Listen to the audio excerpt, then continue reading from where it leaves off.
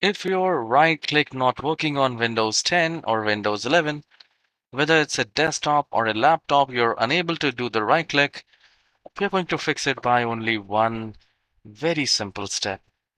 And the step is to click on the search icon and type CMD,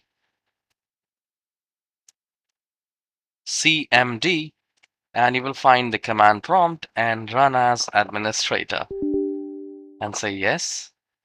Now here we need to mention a command. We actually need to restart the explorer.exe. So here I'll mention this command in the description, and you can simply copy it, taskkill space f/f space/im space explorer.exe, and hit enter. So in this manner, we have stopped the explorer.exe. Now we need to start it. So type start space explorer.exe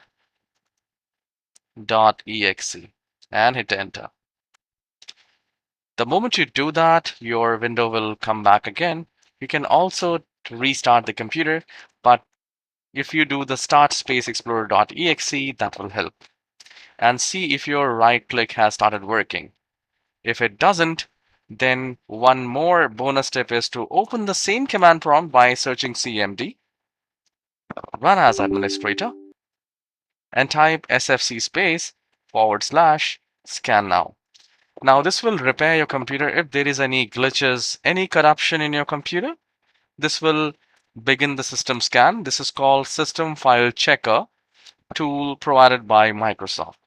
So I will mention this command in the description, and you just need to hit enter.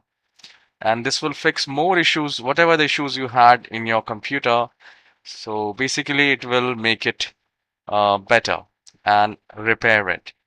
Right, so it's really good for the computer. Once it is done, restart it, and I'm sure this will work for you. And if this works, please don't forget to hit the like and subscribe.